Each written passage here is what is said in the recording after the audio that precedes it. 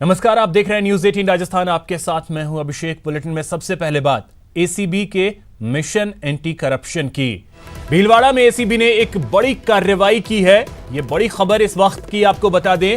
Head constable और constable को यहां पर ट्रैप किया है और आपको बता दें कि 1 लाख की रिश्वत लेते हुए इन दोनों को ट्रैप किया गया है। प्रतापनगर थाने में एसीबी ने छापा मारा है। इस वक्त की यह बड़ी खबर। दोनों आरोपियों के घरों की भी तलाशी की जा रही है।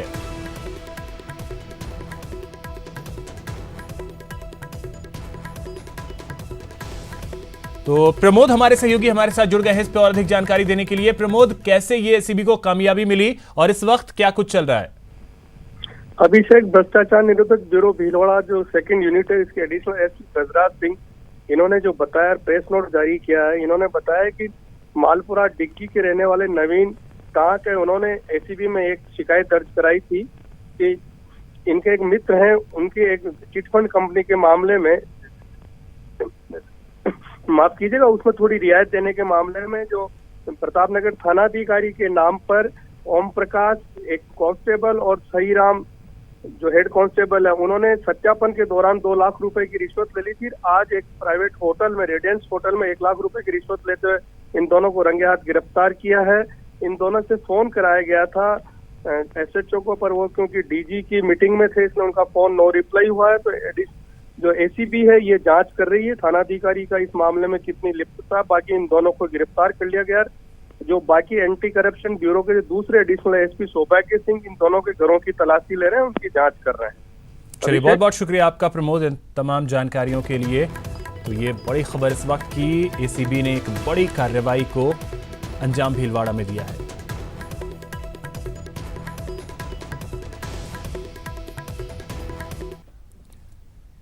वहीं एक और बड़ी खबर आपको बता दें कि अभिनेत्री पायल रोहतगी को गिरफ्तार कर लिया गया है। बूंदी पुलिस ने अहमदाबाद से उन्हें गिरफ्तार किया है।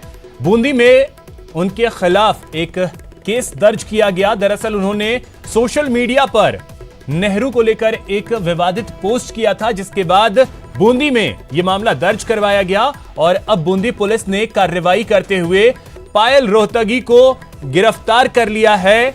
अहमदाबाद में उनकी गिरफ्तारी हुई। अपने विवादित ट्वीट टिप्पणी को लेकर के उन्हें गिरफ्तार किया गया है। दरअसल आपको बता दें कि नेहरू परिवार पर उन्होंने एक विवादित टिप्पणी की थी, जिसके बाद प्रदेश युवा कांग्रेस के महासचिव चरमेश शर्मा ने इसकी रिपोर्ट दर्ज करवाई थी और उसके बाद अब बूंदी पुलिस ने कार्रवाई करते हुए उन्हें अहमदाबाद से गिरफ्तार कर लिया है।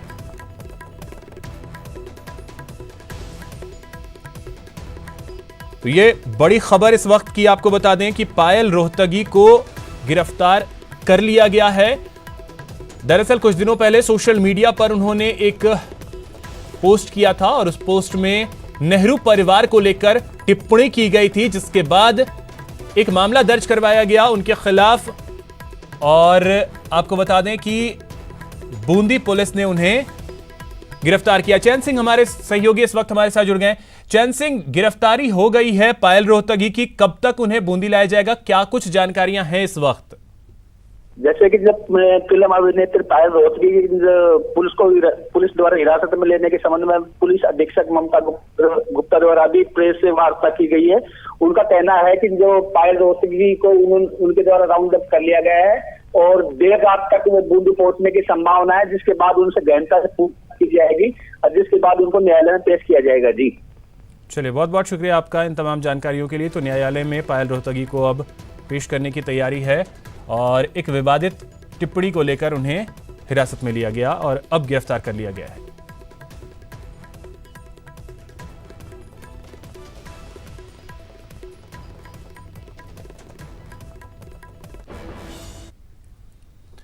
कोटा के छत्रपुरा इलाके में बेटे की चाह में एक पति इस कदर सनकी बन गया कि उसने अपनी पत्नी पर केरोसिन डालकर आग लगा दी। वहीं पीड़िता बुरी तरीके से झुलस गई है, जिसका उपचार चल रहा है। पीड़िता ने बताया कि उसकी एक बेटी है, लेकिन पति और ससुराल वाले दहेज और बेटे की चाह में आए दिन उसे परेशान करते थे, मारपीट करते थे। बता दें कि आरोपी पति अब्दुल हमीद बैंक में काम करता है और उसने शराब के नशे में महिला के साथ इस वारदात को अंजाम दिया। वहीं पुलिस अब मामले की जांच कर रही है। आदमी मेरी सास के यहाँ से आया था और है ना दारू पीकर मुझे तेल डालकर वो घासलेट का तेल डालकर आग लगा दी। और मेरी जो ननद है उसके वही धड़काती है कि है ना तू तो उसको छोड़ दे, हम दूसरी करा दे। अलवर जिले के नीमराना NH 8 पर शनिवार की शाम वन राज्य मंत्री की सरकारी गाड़ी में तेल भराते वक्त पेट्रोल पंप पर पहुंचे ड्राइवर की दबंगई देखने को मिली, जहां गाड़ी में तेल भराने रुके मंत्री के ड्राइवर को डीजल देने से मना करने पर ड्राइवर ने पंप संचालिका शहीद नरेंद्र कुमार की पत्नी से बदतमीजी करते ड्राइवर दिखा और उसने पेट्रोल पंप बंद करवाने तक की धमकी दे दी। हालांकि इस दौरान वन राज्य मंत्री गाड़ी में मौजूद नहीं थे। वहीं विवाद के दौरान मौके पर पहुंचे SDM ने पंप संचालिका को समझाया कि अगर कोई सरकारी वाहन पंप पर तेल भराने आती है और वो तेल की पर्ची देता है तो उसे तेल दे देना चाहिए। सरकारी गाड़ी आई थी, वो बोल रहा था तेल डालो और नहीं मानो पैसा दो, नहीं हम पंप बंद करेंगे। 24 घंटा ऐसे ही परेशान करते हैं, कभी तो कोई पैसा दे दो, नहीं तो तेल दे दो, नहीं हम पैसे देंगे, नहीं हम तेल देंगे, नहीं पंप बंद करेंगे। हम तो दोनों काम करते हो, या पैसे दो या तेल दो, नहीं पंप बंद कर जा रहे हैं। मंत्री जी हाँ मंत्री जी हूँ मैं, और मेरे उधार तेल डालो और नहीं डालते हो तो मेरे को पैसा दो, मैं अपने जेब से नहीं डलवाऊंगा। अलवर जिले के तिजारा थाना पुलिस ने नकली आर्मी अधिकारी बनकर पैसे ऐंठने वाले आरोपी को गिरफ्तार कर लिया है। तिजारा पुलिस ने बताया कि आरोपी अजय सिंह हरियाणा का रहने वाला है और वो लोगों को आर्मी में नौकरी लगवाने का झांसा देकर पैसे ऐंठता था। पुलिस को मिली जानकारी के अनुसार तिजारा निवासी शैम्बर गुर्जर ने उसे सेना में नौकरी दिलवाने के लिए 3 लाख रुपए की पेशकश की थी और उसके एवज में उसने 31,000 रुपए ले भी लिए थे। पुलिस आरोपी से पूछताछ करने में जुटी है। शैम्बर गुर्जर ने कल थाने को रिपोर्ट पेश करी थी कि साहब मैं गैलपुर में नौकरी करता हूँ और एक व्यक्ति मेरे से वहाँ मिला जो अपने आप को अजय सिंह बताता है और आर्मी से रिटायर्ड बताता है, जो स्पेशल वैकेंसी निकलवा कर और सेना में भर्ती के नाम पे उससे 3 लाख रुपए की बात करी थी और उसमें से पेशगी के तौर पे 31,000 रुपये उसके द्वारा ले लिए जाना बता रहा है। बारा पुलिस ने हाईवे पर लूट करने वाले गिरोह का खुलासा किया है। पुलिस ने NH 27 पर कार्रवाई करते हुए गिरोह के 2 सदस्यों को गिरफ्तार किया है। आरोपियों के पास से लूट के मोबाइल और नकदी बरामद किए गए। बदमाशों ने 7 नवंबर को हाईवे पर लूट की वारदात को अंजाम दिया था।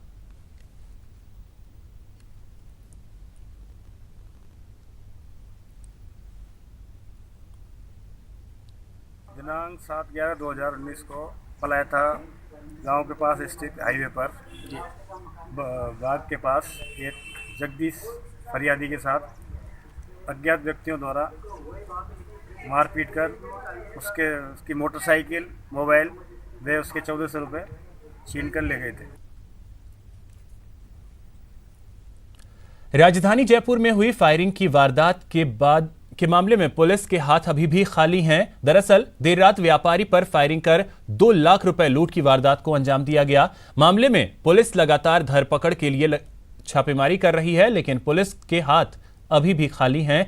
बता दें कि बदमाशों की धरपकड़ के लिए आधा दर्जन टीमें बनाई गई हैं। ये टीमें विभिन्न स्थानों पर सर्च अभियान चला रही हैं। वहीं पुलिस को एक CCTV फुटेज भी मिला है जिसमें बदमाशों की एक संदिग्ध गाड़ी जाते हुए दिखाई दे रही है। वहीं घटना से गुस्साए लोगों ने बाजार बंद कर पुलिस के खिलाफ नारेबाजी करते हुए बदमाशों की गिरफ्तारी की मांग की।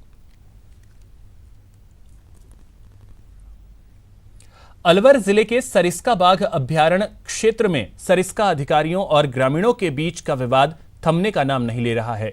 बीती रात सरिस्का में बाघिन के टेरिटरी क्षेत्र का जायजा लेने गए राज्य सरकार के मुख्य वन्य जीव कर्मचारी के साथ ग्रामीणों ने बंधक बनाकर मारपीट की। घटना के बाद मौके पर पहुंची पुलिस मामले की जांच में जुट गई है।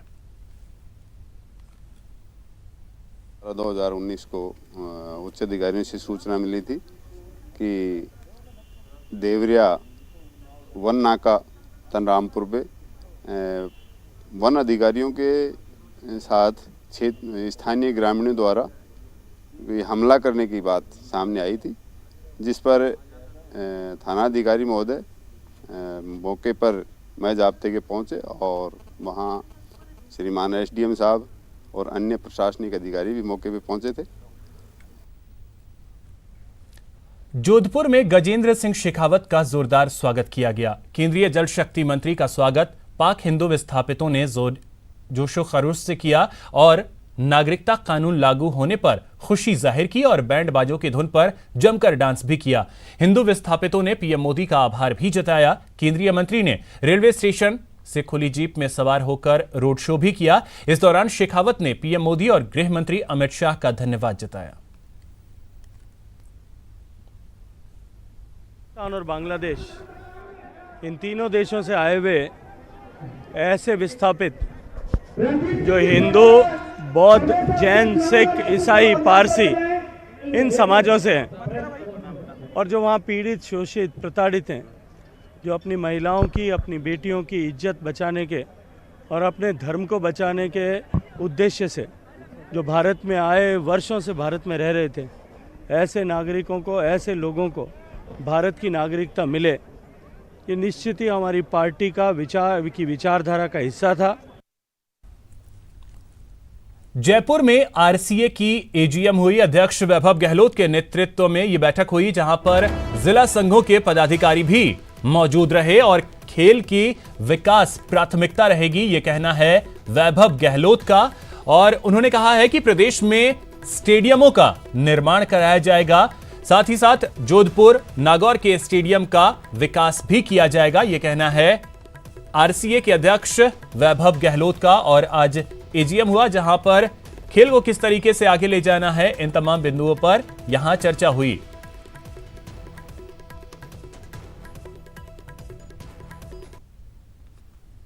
की एजीएम की बैठक अभी खत्म हुई है। मेरे साथ मौजूद है आरसीए प्रेसिडेंट वैभव गहलोत जी। वैभव जी, किन किन इश्यूज पर चर्चा हुई? 14 सूत्रीय एजेंडे थे, फोकस किन चीजों पर रहा? फोकस रहा है कि जो नया स्टेडियम जयपुर में प्रस्तावित है, उदयपुर में नए स्टेडियम के लिए ज़मीन ढूंढनी है और जोधपुर में जो प्रेजेंट स्टेडियम है बरकतुल्ला खान स्टेडियम, उसके लिए जो एमओयू करना है जोधपुर डेवलपमेंट अथॉरिटी से, इनके ऊपर मेन फोकस रहा। तमाम सदस्यों ने भी अपना कंसर्न जाहिर किया और सर्वसम्मति से प्रेसिडेंट को ऑथराइज किया है कि इन तमाम जो एक्सपेंशन के और रेनोवेशन के हैं जोधपुर में, इनको आगे बढ़ाया जाए। ये प्रेसिडेंट को ऑथराइज किया आज की मीटिंग में और मुझे खुशी है कि एजीएम में तमाम जो एजेंडा थे उनको हमने सर्वसम्मति से पास किया है। एथिक्स कमेटी की रिपोर्ट को लेकर भी चर्चा हुई होगी, किस तरह की बात सामने आई सर? ओम्बुड्समैन और एथिक्स ऑफिसर के लिए आप जानते हैं कि 3 दिन पहले माननीय न्यायालय ने अपना रूलिंग दी है और हमने उसी के अनुरूप आगे हम बढ़ेंगे, ये मैंने बात रखी है। सर, खिलाड़ियों की पहचान और सत्यापन का भी एक बड़ा मसला रहता है। एज ज़्यादा होने के बावजूद खिलाड़ी खेलते रहते हैं, तो इसको लेकर के किस तरह की सावधानी आगे बरतने की कोशिश होगी? नहीं, मैंने अभी मीडिया के तमाम बंधुओं को भी पहले कहा था कि मेरे सामने कोई भी इरेगुलरिटी आती है, चाहे किसी भी स्तर की हो और चाहे किसी भी पॉइंट पे हो, मैं उसको खुद रेक्टिफाई करूंगा, ये मैंने आश्वासन दिया है आज। चाहे वो खिलाड़ियों के एज वेरिफिकेशन हो, डोमिसाइल की हो, हमने कमेटी भी बना रखी है जो सब ये सब चेक करेगी और इसके बावजूद भी अगर कहीं कुछ इससे रिलेटेड कोई इरेगुलरिटी सामने आती है तो मैं उसमें खुद इंटरफेयर करूंगा। कैमरा पर्सन रमाकांत के साथ बाबूलाल धायल, न्यूज 18 जयपुर। कांग्रेस नेता राहुल गांधी के सावरकर पर हाल ही में दी गई टिप्पणी के बाद अब राजनीति गर्मा गई है। अब इसी को लेकर बीजेपी प्रदेश अध्यक्ष सतीश पूनिया ने राहुल पर पलटवार किया है। जयपुर में एक कार्यक्रम में हिस्सा लेने आए पूनिया ने कहा कि राहुल गांधी इतिहास की एक भूल है। गांधी टाइटल होने से कोई महान नहीं होता और क्या कुछ कहा उन्होंने, वो आप सुनिए।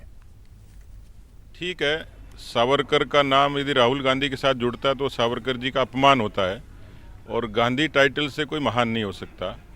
और मुझे लगता है कि गांधी खानदान की नौटंकी अब खत्म होने का समय आ गया। वैचारिक रूप से कांग्रेस को नकार दिया और जनता ने गांधी खानदान को नकार दिया। उनके पेट में तकलीफ ये है कि जो नाम और अनाम ऐसे लोग थे जिन्होंने भारत को मजबूती दी, आज उनका महिमा मंडन होता है यदि किसी नेहरू और गांधी के सामने, तो उनको तकलीफ होती है। देश भर में टोल भुगतान के लिए फास्टैग आज से अनिवार्य हो गया है, जिसके बाद ट्रैफिक नकद की बजाय फास्टैग की लेन में जल्दी निकलता नजर आया। हालांकि जयपुर में कुछ जगह फास्टैग के उपयोग के दौरान वाहन चालकों को परेशानी का भी सामना करना पड़ा।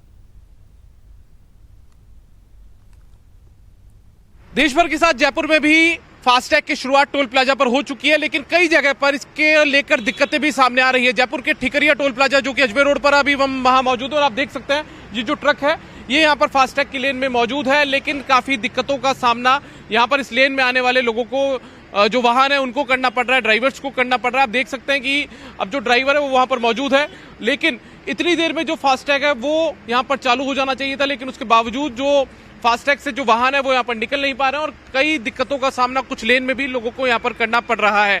आप देख सकते हैं कितनी देर यहाँ पर खड़े हुए इस ट्रक को यहाँ पर हो चुकी है, काफी देर से हम यहाँ पर देख भी रहे हैं, जबकि जो फास्टैग का स्टिकर है वो इस ट्रक पर यहाँ पर साफ तौर पर लगा हुआ नजर भी आ रहा है।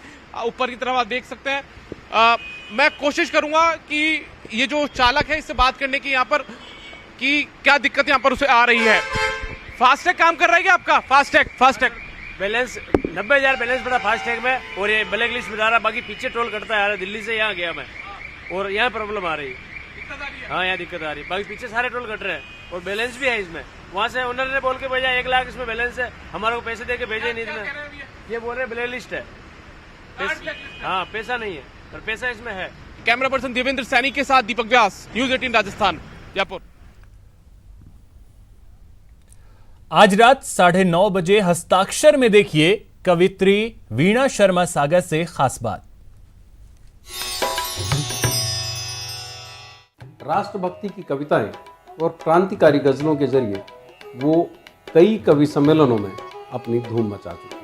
बने आसान जीना तू वही हालात पैदा कर रहे, नाकाम गर लोहा तो फिर फौलाद पैदा कर, पलट कर रख सके सारी दशाओं और दिशाओं को, अरे अंगार लपटों आग सी औलाद पैदा कर। लगातार जारी है। यहां तेज सर्दी के साथ घने कोहरे ने लोगों को ठिठुरने पर मजबूर कर दिया है, जिसके चलते सबसे ज्यादा वाहन चालकों को दिक्कतों का सामना करना पड़ रहा है। आपको बताते चलें कि कोहरे का असर लोगों के दैनिक दिनचर्या पर भी खूब देखने को मिला है। वहीं अचानक बढ़ी इस सर्दी से लोग बचने के लिए गर्म कपड़ों और अलाव का सहारा लेते नजर आए।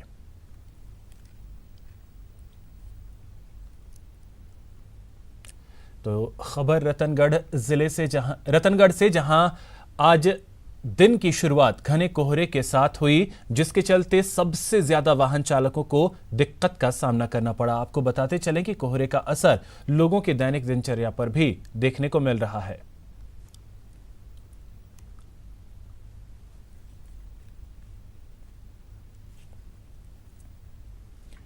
पहाड़ों पर हुई बर्फबारी का असर अब रेगिस्तान में भी देखने को मिल रहा है। बात चूरू की करें तो वहां तापमान 7 डिग्री से नीचे पहुंच गया है। एक दिन पहले यहां मौसम विभाग ने न्यूनतम तापमान 12 डिग्री दर्ज किया था। घने कोहरे का असर यातायात पर साफ तौर पर देखा जा सकता है। वाहनों की गति को जहां ब्रेक लगने लगा है, ट्रेन भी इससे प्रभावित हो रहे हैं।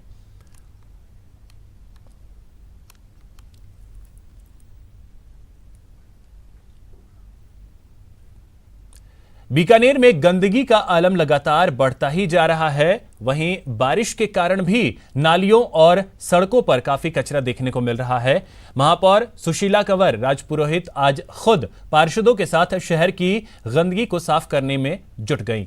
महापौर ने ओवर नेशन के सहयोग से म्यूजियम सर्किल पर सफाई अभियान में हिस्सा लिया। वहीं उन्होंने ठेले वालों को विशेष रूप से प्लास्टिक के आइटम यूज न करने के संदेश भी दिए।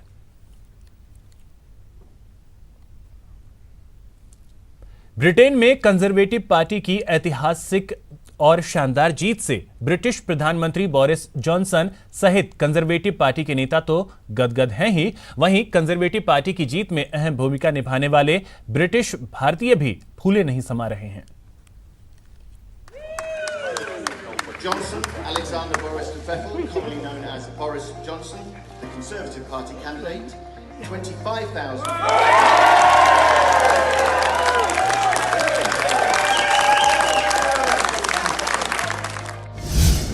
ब्रिटेन में चुनाव, भारतीयों का दम, कंजर्वेटिव की बल्ले बल्ले।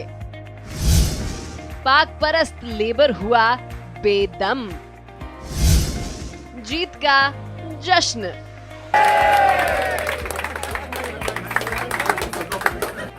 लंदन की ये शाम सुहानी है।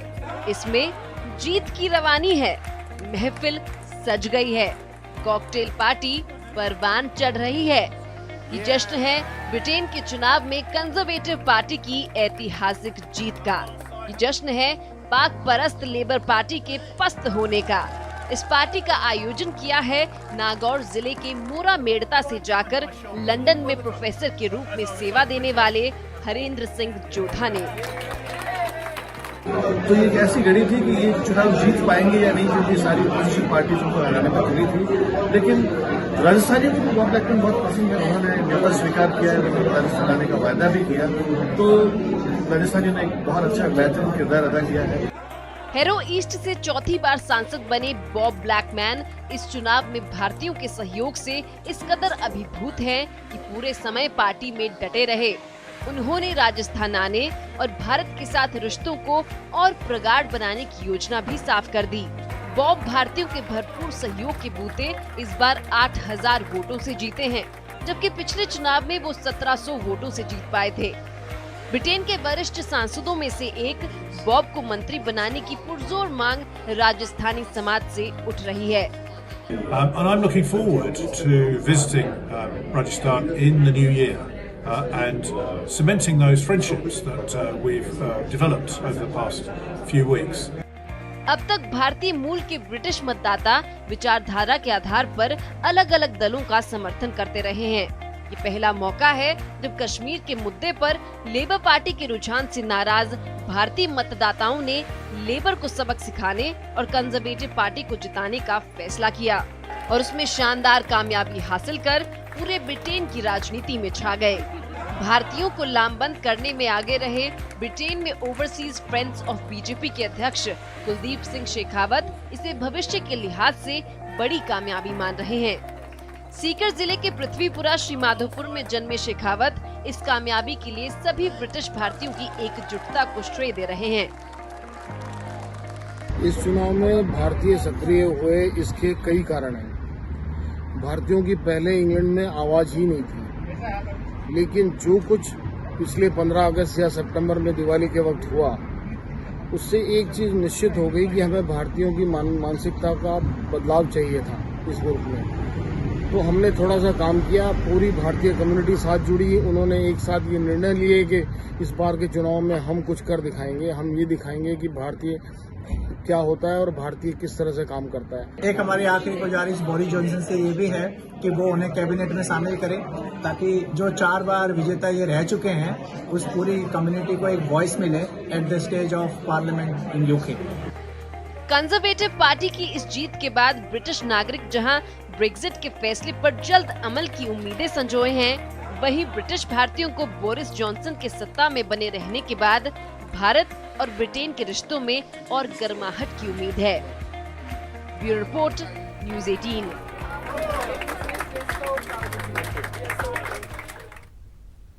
तो फिलहाल इस बुलेटिन